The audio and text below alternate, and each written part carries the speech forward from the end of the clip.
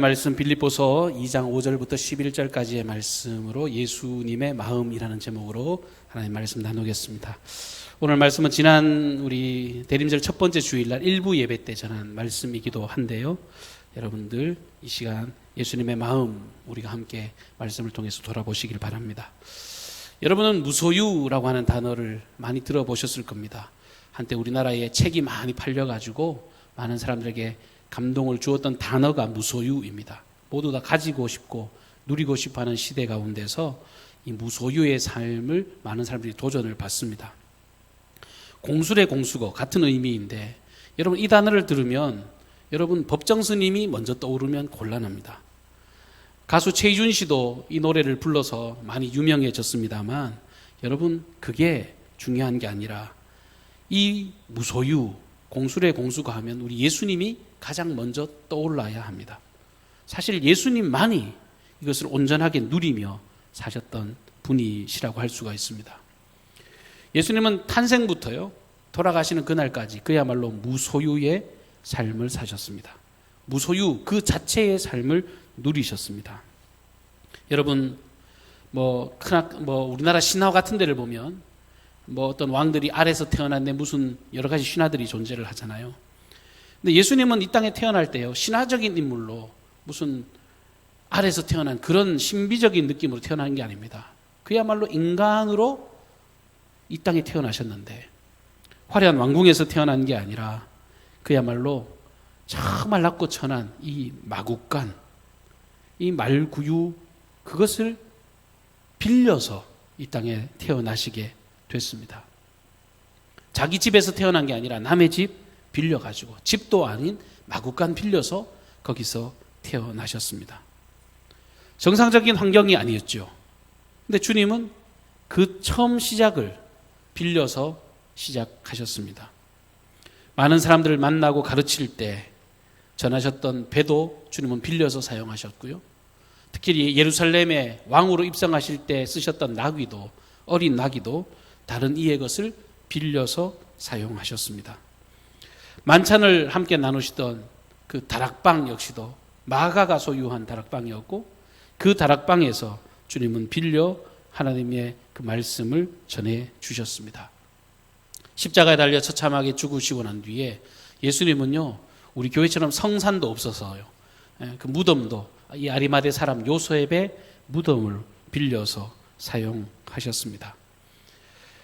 저는 학교 다닐 때 요람에서 무덤까지라고 하는 어떤 사회복지적인 개념의 어떤 이야기를 들은 적이 있습니다. 근데요, 예수님의 삶이요, 요람에서 무덤까지 빌려서 산 인생입니다. 자기인 게 하나도 없습니다. 사실 세상의 모든 것이 다 주님 거잖아요. 하늘과 땅과 모든 만물을 다 주님이 만드셨으니까 다 자기 겁니다. 근데 주님은 그것을 그렇게 누리며 살지 못하시고 늘 남의 것 이렇게 얻어서 지내셨다고 하는 겁니다. 주님이 이렇게 살아갈 수 있는 이유, 어떤 정신으로 어떤 마음으로 사셨기 때문에 이렇게 무소유의 삶이 가능했는가. 오늘 성경은 본문 7절에 그의 삶을 이렇게 고백합니다. 오히려 자기를 비워 종의 형체를 가지셨다라고 말입니다. 자기를 비우셨다.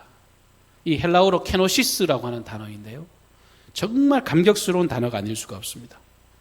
자기를 철저하게 낮추셨다라고 하는 의미가 이 케노시스라고 하는 단어의 본 의미입니다. 하나님이신 그분께서 인간을 구원하시기 위해 그 신적인 권위와 그 지위를 그냥 과감히 다 버리셨습니다. 죄인된 인간의 몸을 입으셨습니다. 그리고 우리를 위해 죽으셨습니다. 그 사실을 일컫는 신비를 케노시스라고 부릅니다.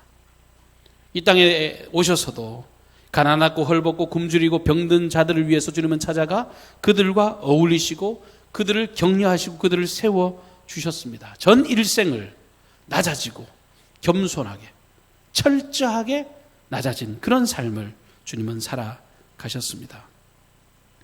여러분 예수님이 십자가에 죽으신 사건보다 더 놀라운 일이 뭡니까? 저는요 성육신이라고 생각합니다. 여러분 성육신이라는 단어가요 얼마나 감격스러운 단어인지 모릅니다.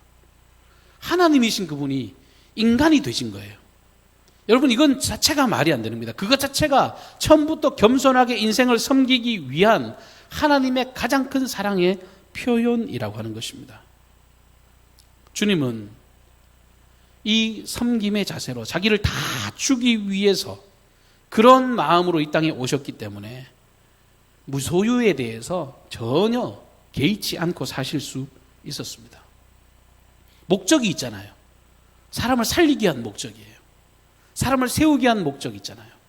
그러니까 자기를 굳이 세우지 않아도 행복한 겁니다. 여러분, 나누고 베풀고 살아보는 사람들은 이 느낌이 조금이나마 뭔지 아실 겁니다.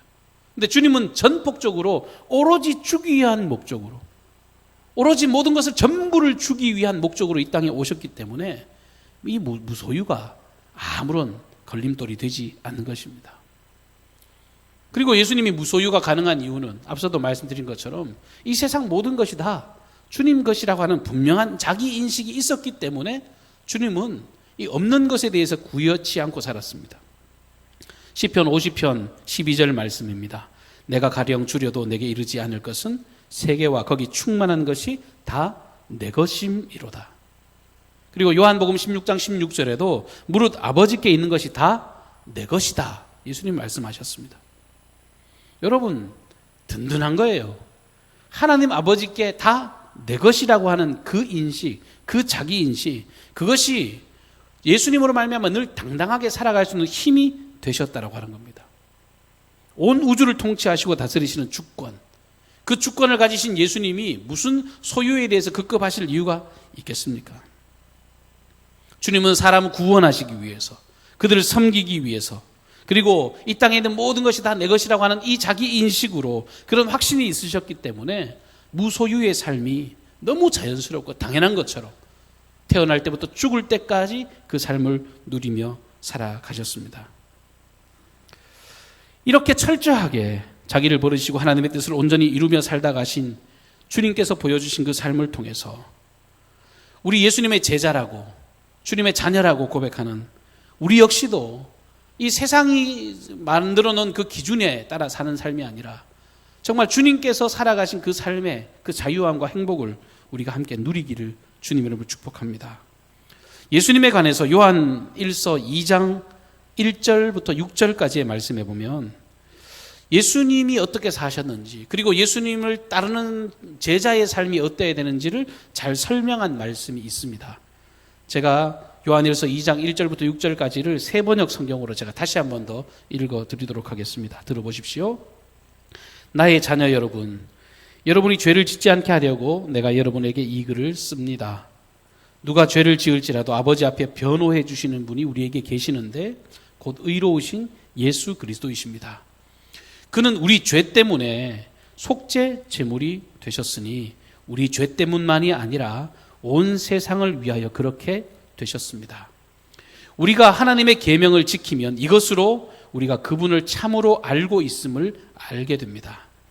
하나님을 안다고 하면서 그분의 계명을 지키지 않는 사람은 거짓말쟁이요, 그 사람 안에는 진리가 없습니다. 그러나 누구든지 하나님의 말씀을 지키면 그 사람 안에는 하나님께 바치는 사랑이 참으로 완성됩니다. 이것으로 우리가 하나님 안에 있음을 압니다. 하나님 안에 있다고 하는 사람은 자기도 그리스도께서 사신 것과 같이 마땅히 그렇게 살아가야 합니다. 사도 요한이 주님의 사랑에 감격하며 누린 이 승리의 확신의 삶이 오늘 우리들의 삶이 되기를 원합니다. 하나님께서는요, 오늘 이 말씀을 통해서 우리에게 뭐라고 말씀합니까? 우리가 하나님의 사람인지 아닌지 돌아보는 척도가 있다는 것입니다. 그 척도가 뭐예요? 주님의 계명을 지키느냐 그렇지 않느냐에 그 척도가 분명히 드러난다고 합니다. 하나님을 안다고 하면서도 그냥 지식적으로 아는 알무로는 이 그리스도인다운 그 삶을 증명해낼 수가 없습니다. 계명을 지키는 삶이 주님을 믿는 자의 모습이고 계명을 지키지 않으면 그 사람은 거짓말하는 것이고 그 안에 진리가 없다라고까지 성경은 선포하고 있는 것입니다. 하나님 안에 거하는 사람은 주님 따라 살아야 합니다. 예수님처럼 살려고 몸부림치며 살아야 합니다. 주의 계명을 쫓아서 주의 그 말씀에 순종하며 살아가야 하는 겁니다. 계명이라고 하는 말을 사전에서 찾아보면요, 이렇게 기록되어 있습니다. 종교에서 반드시 지켜야 할 조건, 그게 계명입니다. 모든 종교에서 지켜도 되고 안 지켜도 되고가 아니라 반드시 지켜야 하는 것이 계명이라고 이 국어 사전에도 그렇게 열거하고 있습니다.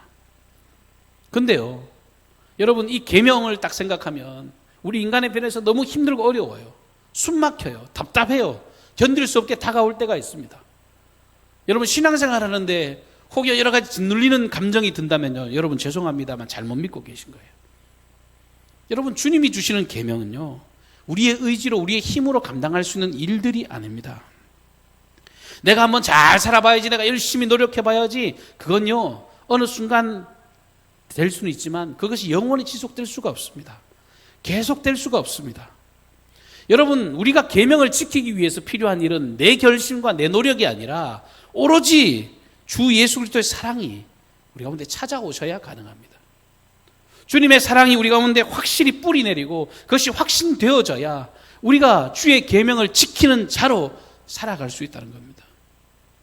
오늘 새벽에도 베드로전서의 말씀을 통해서 나누었는데, 여러분, 신앙생활은요 내 힘으로 하면 백전백패입니다.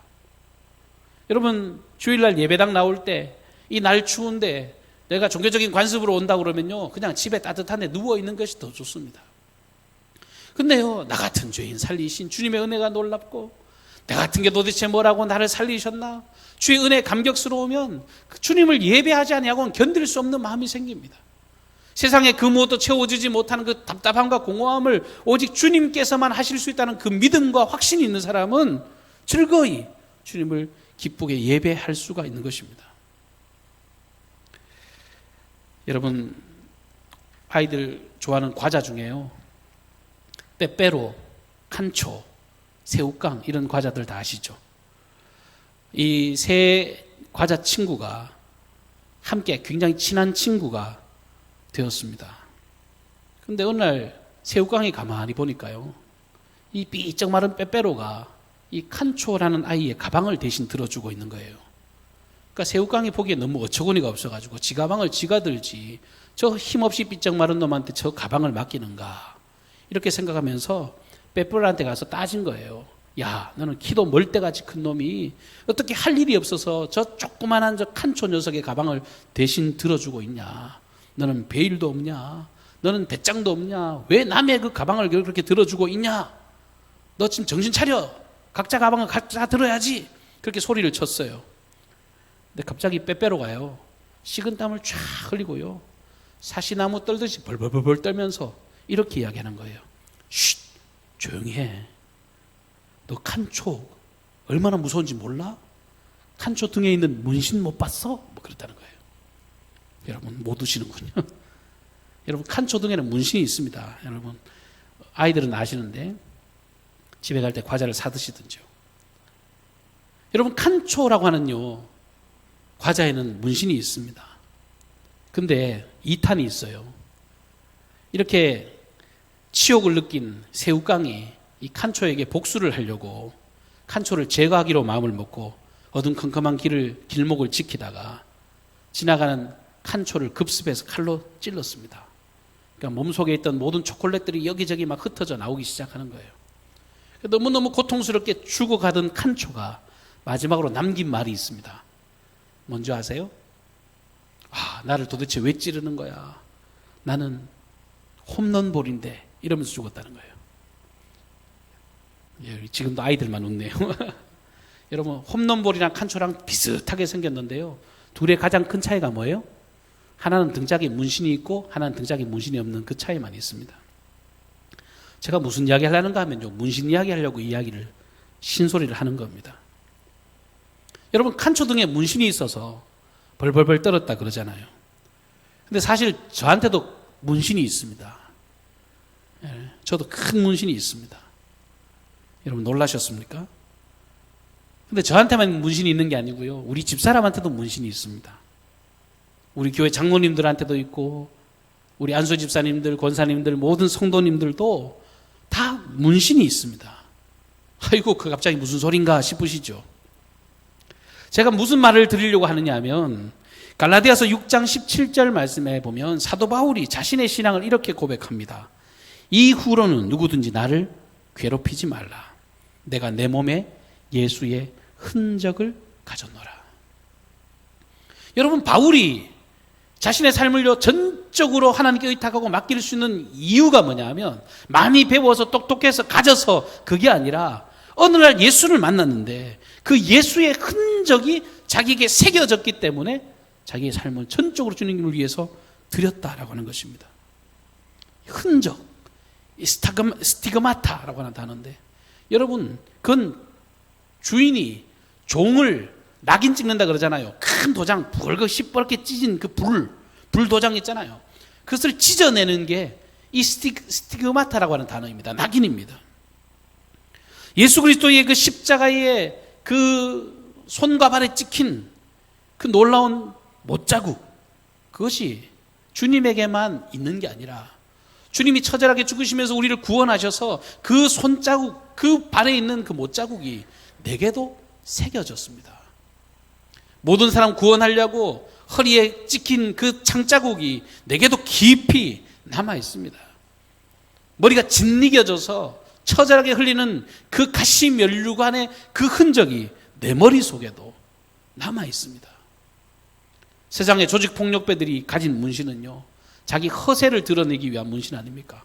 무섭게 해서 공포를 조장하기 위해서 만든 문신입니다. 그런데 예수님은요, 의심하는 도마에게 자신의 그 손과 발을 보여주시면서 내가 너를 위해서 용서한 사랑이라고, 의심하는 그를 품에 안아주시는 사랑으로 그 흔적을 우리에게 보여주셨습니다.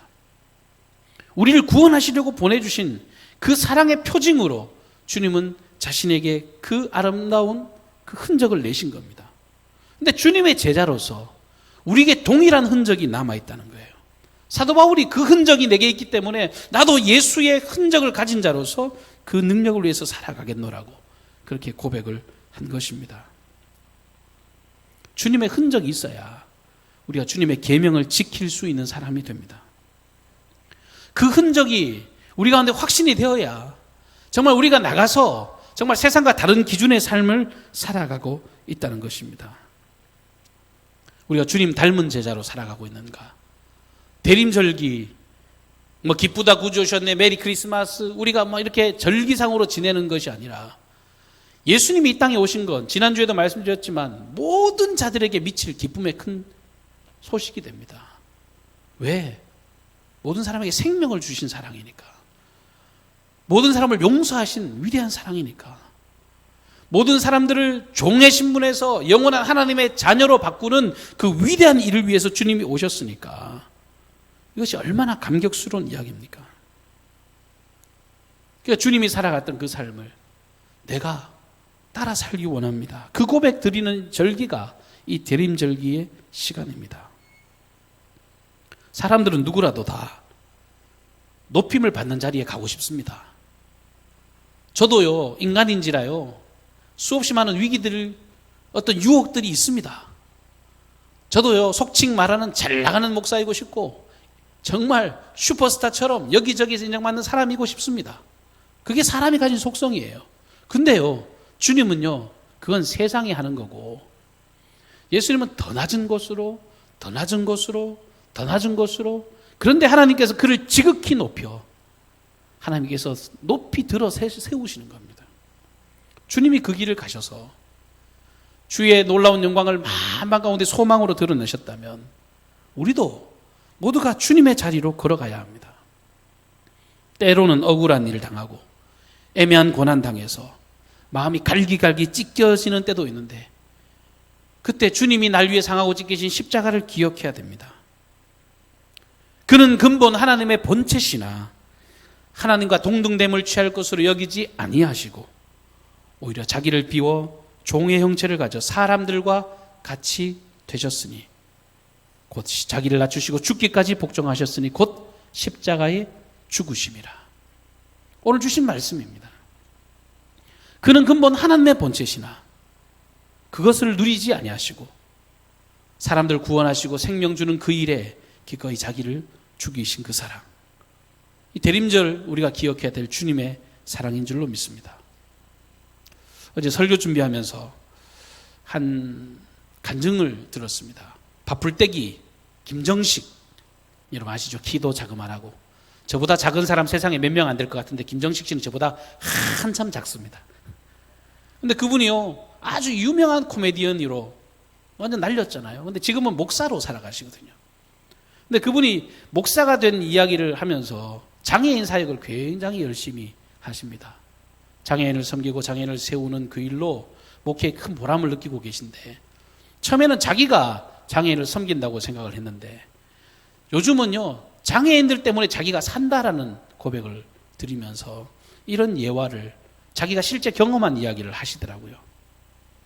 자기가 무슨 어떤 방송국, 장애인을 위한 작은 방송국을 서울 청담동에서 운영을 하고 있었는데, 한번 그 자기가 친동생처럼 수양동생 삼은 한 사람이 있었는데 뇌병변 1급입니다.